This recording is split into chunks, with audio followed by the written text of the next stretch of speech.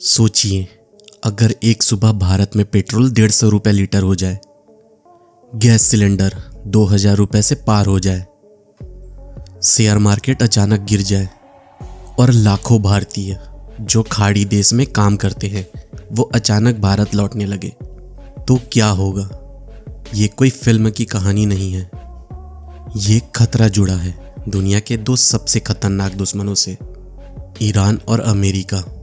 Middle east की रेत में शुरू हुई ये दुश्मनी आज पूरी दुनिया की अर्थव्यवस्था को हिला सकती है, और अगर ये युद्ध लंबा चला तो इसका सबसे बड़ा असर भारत जैसे देशों पर पड़ेगा। लेकिन सवाल है, भारत को कितना खतरा है? क्या सिर्फ भारत महंगाई झेलेगा, या ये युद्ध भारत की economy, jobs, army, foreign policy और आम आदमी की जिंदगी तक बदल सकता है?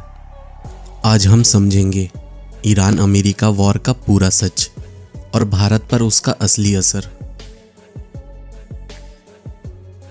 अमेरिका और ईरान की दुश्मनी आज की नहीं है, इसके पीछे लगभग 45 साल पुरानी कहानी छिपी है। 1979 ईरान में इस्लामिक रेवोल्यूशन हुई और अमेरिका का सबसे बड़ा दोस्त अमेरिका का दुश्मन बन गया। ईरान ने अमेरिका पर आरोप लगाया कि वो मिडिल ईस्ट को कंट्रोल करना चाहता है। वहीं अमेरिका को डर था कि ईरान न्यूक्लियर वेपन बना सकता है। इसके बाद प्रतिबंध, तेल प्रतिबंध, प्रॉक्सी वॉर्स, साइबर अटैक्स सब शुरू हो गया। धीरे धीरे ये दुश्मनी इराक, सीरिया, लेबनान, यमन और पर्शियन गल्फ तक पहुंच गई। फिर आया वो दिन जिसने आग में पेट्रोल डाल दिया। 3 जनवरी 2020 अमेरिका ने ईरानियन जनरल कासिम सुलेमानी को मार दिया। ईरान ने बदला लेने की कसम खाई। उसके बाद मिडिल ईस्ट कभी पूरी तरह शांत नहीं हुआ। अब समझिए असल खेल कहाँ है।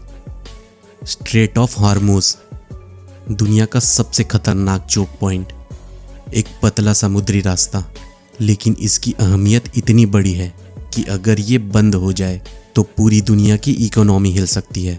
दुनिया का लगभग 20% ऑयल इसी रास्ते से गुजरता है।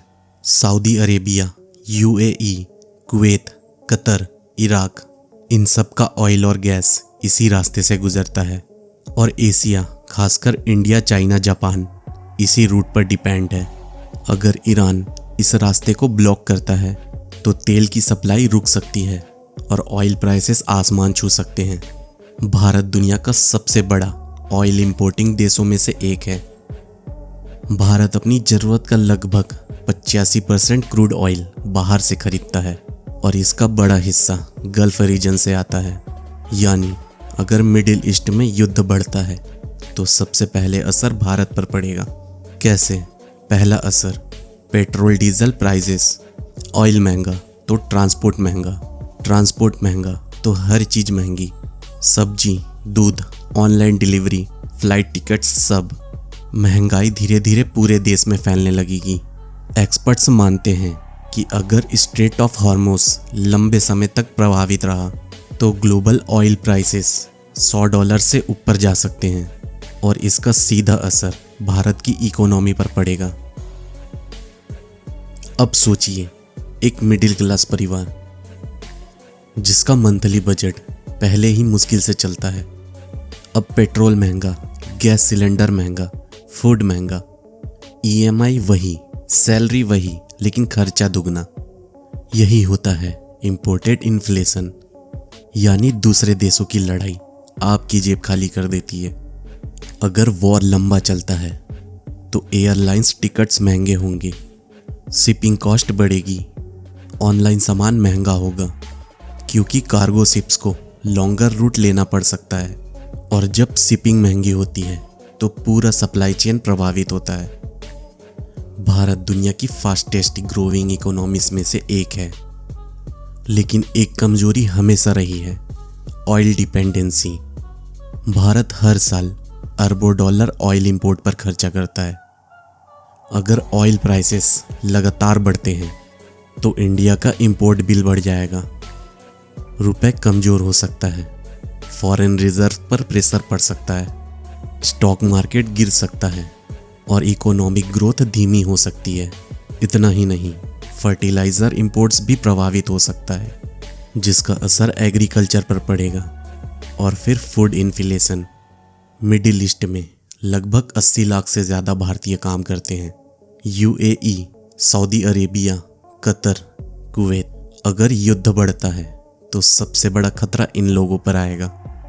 एयर स्पेस बंद हो सकते हैं, कंपनीज बंद हो सकती है, जॉब्स जा सकती है और आपातकालीन निकास की ज़रूरत पड़ सकती है। भारत पहले भी ऐसे ऑपरेशंस कर चुका है। Kuwait war, Yemen, Ukraine. अब सबसे बड़ा सवाल, क्या भारत इस युद्ध में शामिल हो सकता है? सीधे तौर पर शायद नहीं। भारत के अमेरिका से अच्छे रिलेशन है और ईरान से भी। इंडिया को ईरान का चाबहार पोर्ट चाहिए, वही अमेरिका डिफेंस पार्टनर है।